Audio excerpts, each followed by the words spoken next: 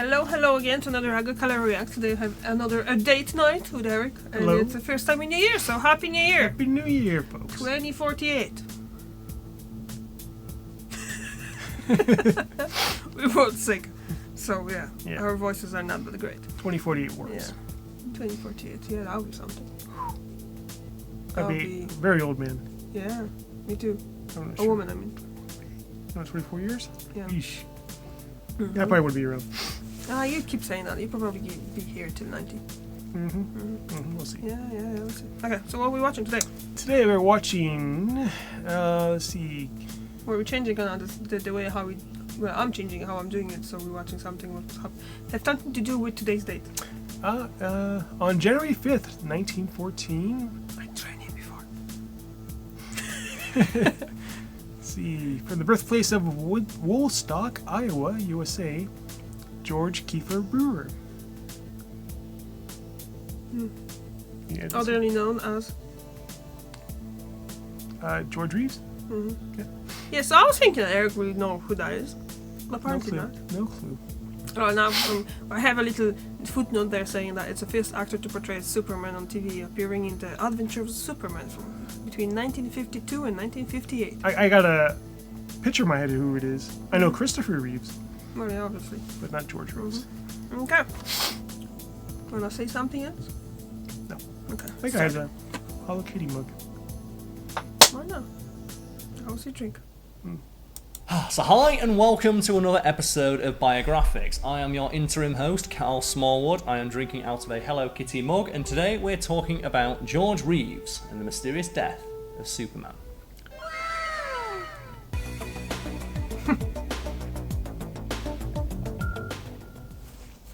In the early hours of June 16th, 1959, a shot rang out in Los Angeles' swanky Benedict Canyon. And just like that, something that was thought impossible had happened. That looks nice. Superman was dead. In case it wasn't the real Superman, but the actor who played him for over 100 episodes in the Adventures of Superman television show, That's a lot. George Reeves. The police quickly ruled it a clear suicide, and no thorough investigation was ever conducted into the death of Mr. Reeves. Many questions still lingered though. Multiple people wanted Reeves dead, and there were some strange elements regarding his demise. So did the actor really kill himself, or did someone manage to do the impossible and kill Superman?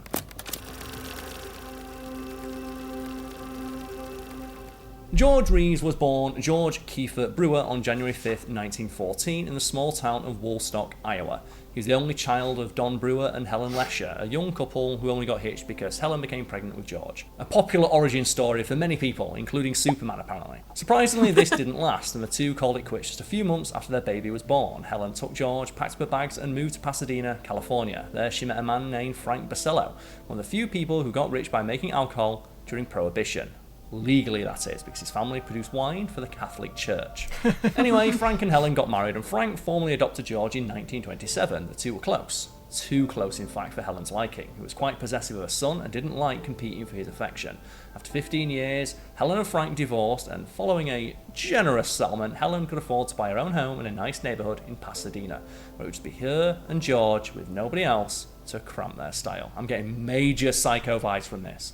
The film, for anyone who's not seen it. As George grew up, he developed into quite a looker. He had a strong 6'2", 190-pound frame, plus chiselled good looks. Not shared by your host here. It's no wonder that his mother imagined him as the next Hollywood heartthrob, but then George did something she greatly disapproved of. He took up boxing in high school. Maybe this was his way of rebelling against a very domineering mother. He was good at it too, enough to qualify for the Golden Gloves tournament, but Helen was worried that he would damage his good looks, so she forbade him to take part. Eventually, George caved to his mother's wishes and he gave up on the sweet science, and in 1935, the 21-year-old enrolled to study acting at Pasadena Community Playhouse. Over the next few years, George stuck to the stage, appearing in multiple plays, but at the same time grew frustrated as he saw many of his acting partners successfully landing roles on the silver screen. This was a frustration he would become very familiar with over the course of his life. The time would come for George in 1939 when he finally made his big screen debut, and it was a pretty big one. The scuttlebutt around town was that Hollywood bigwig David O. Selznick was looking to make a screen adaptation of the 1939 hit novel Gone with the Wind. George thought that he was perfect to play a young southern Southern gentleman. He had the looks and could pull off the accent. a Apparently, Greek Reeves' restaurant casting thing. director Max Arno agreed, so he signed him on to a Yeah, role Vegas of is Stuart like that too, Talbot, isn't it? Yeah. Scarlett O'Hara's suitors. Everything seemed to be going George's way, but there It's was Vegas, one Vegas. tiny problem: the name.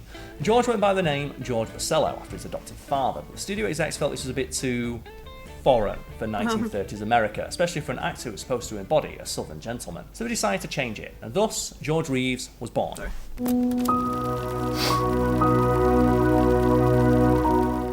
Reeves didn't exactly have the biggest role in the movie, but we're talking about Gone with the Wind. Like, every actor in it affected some degree of attention, and George's turn as Stuart Tallerton was enough to get him a contract with Still haven't Warner seen that Bros. movie. This wasn't a particularly fruitful relationship, though. Reeves appeared in a string of pretty forgettable movies, and usually playing second or third banana to a more established star like James Cagney or Merle Oberon. Eventually, Warner's decided that maybe Reeves wasn't their next big star and dissolved his contract in 1941. From there, he moved to 20th Century Fox on a short one-year contract, but it's pretty much a repeat of the same experience. Reeves mostly had minor roles in a handful of movies before the studio said, "Thanks for coming," and chose not to renew his contract. Although his career wasn't exactly skyrocketing right now, there was one significant moment in his life. In 1940, Reeves met and married a young actress named Eleanora Needles. The pair stayed together for almost a decade and had no children together. That's a great name for her, Eleanora Needles. Mrs. Needles. Mrs. George Needles. Now, without a contract, Reeves thought it'd be a good idea to do a bit of freelancing.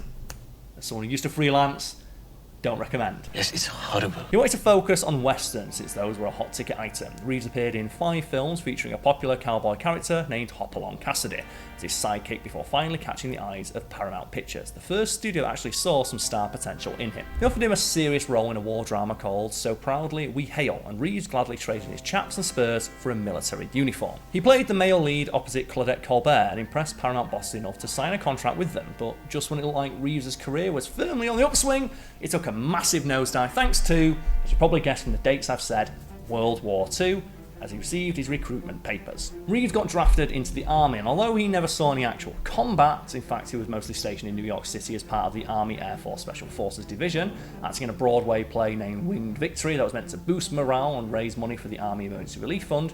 He eventually got transferred to the Motion Picture Unit, where he made training recruitment films, as well as one on venereal diseases titled Sex Hygiene. And we've all got to start somewhere, and my mind turns to Jonathan Banks, Mike from Breaking Bad, who cut his teeth appearing in a PSA where he thought that a woman being on a period would make her bowl better. That's not hyperbole.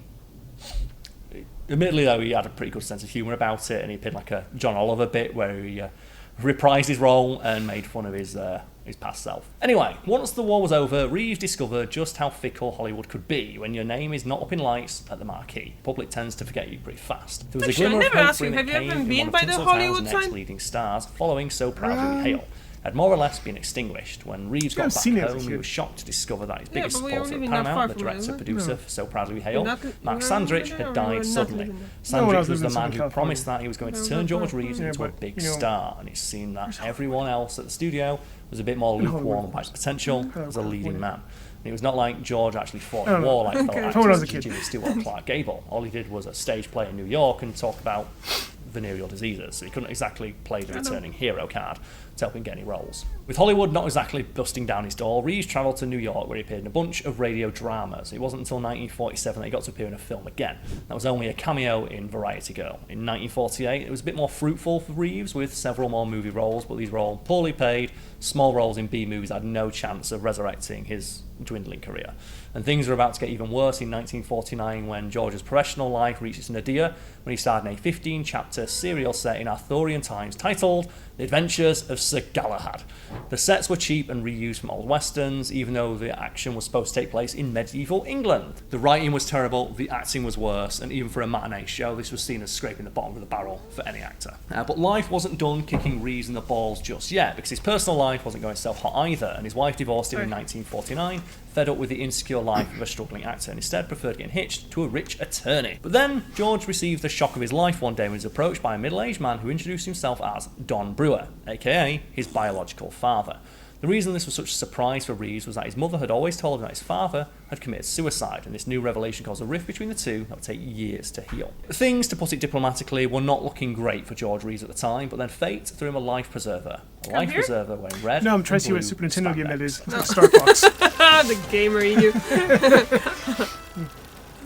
All throughout the 1940s, there was Or a Star radio Wing. series titled The Adventures of Hard to Superman, which ran for over 2,000 episodes. It wasn't exactly surprising that in 1951, Hollywood execs thought it might work in this new and crazy medium called television. There'd also been a film serial in 1948 starring Kirk Allen as Superman, so alas, despite what some might claim, George Reeves was not the first live-action Superman, though he was the first person to don the mantle for TV. Speaking of Reeves, there is a popular myth that states that he got the job after the show's producers spotted him on Muscle Beach in Venice, California, which isn't true. Although it is true that producers scoped out bodybuilders for the role of Superman. Eventually they decided that good looks and acting ability, though, were more important.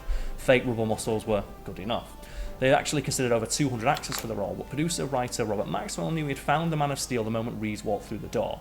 Apparently, it was the jaw that did it for them. As a little bonus fact about how Reeves got the role, he was, as mentioned earlier in the video, very well built and toned, and to establish that he could pull off the look of Superman, the spandex and underwear over them, he had to strip down to his underwear for producers and then proceeded to carry one of them up a flight of stairs, like a fireman, to show that he had the physical strength to portray the Man of Steel. So now Reeves had the role, but he wasn't sure that he really wanted it. Television had only really started to take off in American houses after World War II. By many actors, George included, it was still seen as the place where careers went to die. But just like Galahad, he assumed this would be some crappy low-budget kid stuff that nobody would actually see, so he swallowed his pride, and as many actors have done in the past and since, did it for the money.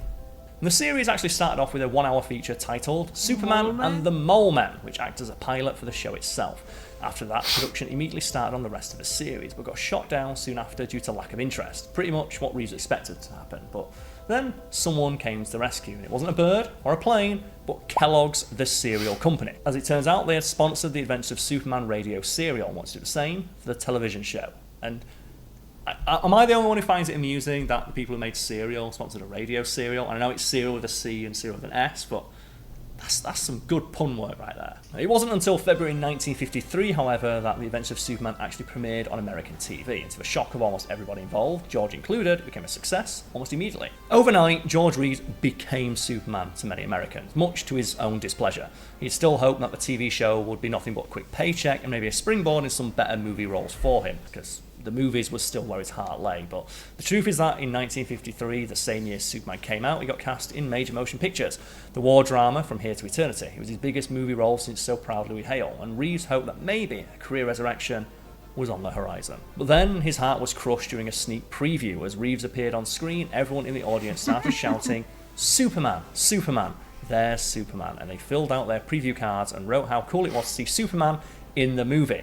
The film's producers were not happy about the character of Superman taking away the spotlight, especially since Reeves was a minor role in the movie, so in the end, they cut it completely. Reeves only had a single film role after this. After that, he realigned himself to the fact that, for better or worse, he was Superman.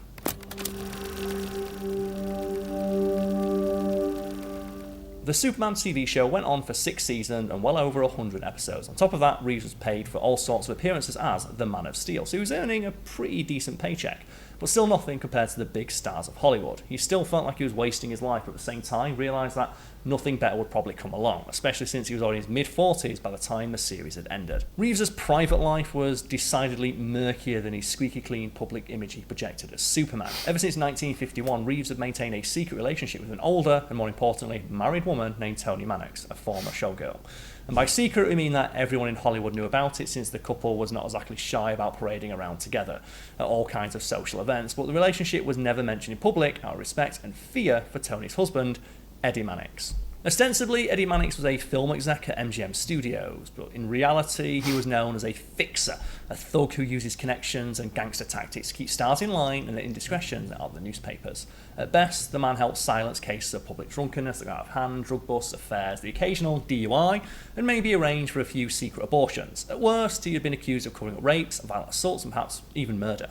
In other words, Mannix was known to be a man not to be messed with, but Reeves was allegedly in the clear with him. It seems that Eddie Mannix knew of his wife's relationship with the actor and was fine with it as long as he too was allowed to have his own affairs. And Toni Mannix was by no means an informidable woman. She knew how to get what she wanted. Thanks in part to her husband, she had all sorts of power and the money to get what she wanted. So when what she wanted was a boy toy to play around town with, she knew exactly what she had to do to keep him. She bought Reeves a fancy house. She also bought him cars and paid for most of his bills. They were all in Tony's name, so of course, she basically owned him. The strategy worked for around 8 years, but eventually Reeves fell in love with another woman and wanted to marry again, something which he couldn't do with Toni Maddox. Her name was Lenore Lemon, a socialite from New York who was ostensibly just as possessive, jealous and domineering as Toni Mannix and George's mother. It seemed that Reeves only ever knew one type of woman. In 1958, Reeves broke up with Toni Mannix and started seeing Lenore Lemon. As you might expect, the latter did not take it well, but didn't kick Reeves out of his home, which technically belonged to her.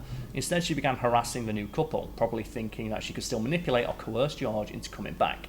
Instead, he took out a restraining order against her. On June 19, 1959, George and Leonora were supposed to get married in Mexico and then leave on their honeymoon to Europe. This never happened. 3 days earlier, the couple were having drinks with a few people over at their house. In the wee hours of the morning, Reeves went upstairs and retired to the bedroom. Allegedly, that's when Lenore told the rest of the group that George was possibly going there to shoot himself. Everyone either thought this was a joke or was too drunk to care because nobody moved, and then a shot rang out.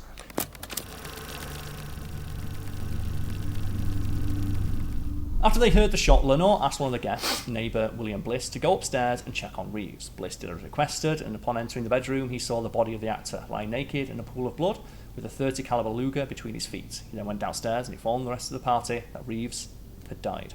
After the police were called, 2 LAPD officers arrived and inspected the scene. They found that Reeves had been shot in the temple in an upward trajectory, with the bullet getting lodged in the ceiling.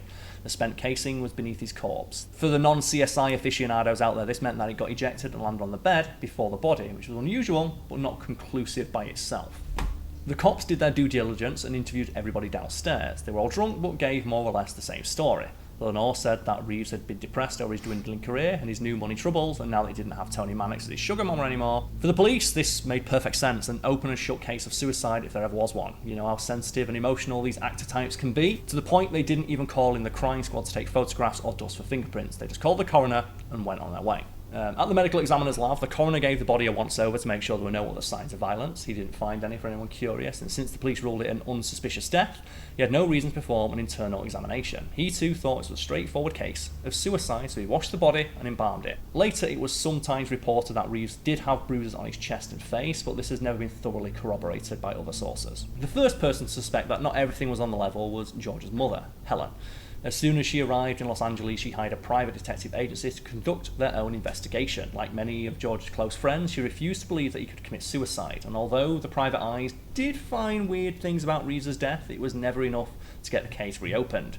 So therefore, we are left with nothing but speculation regarding any alternative outcomes to the death of Superman.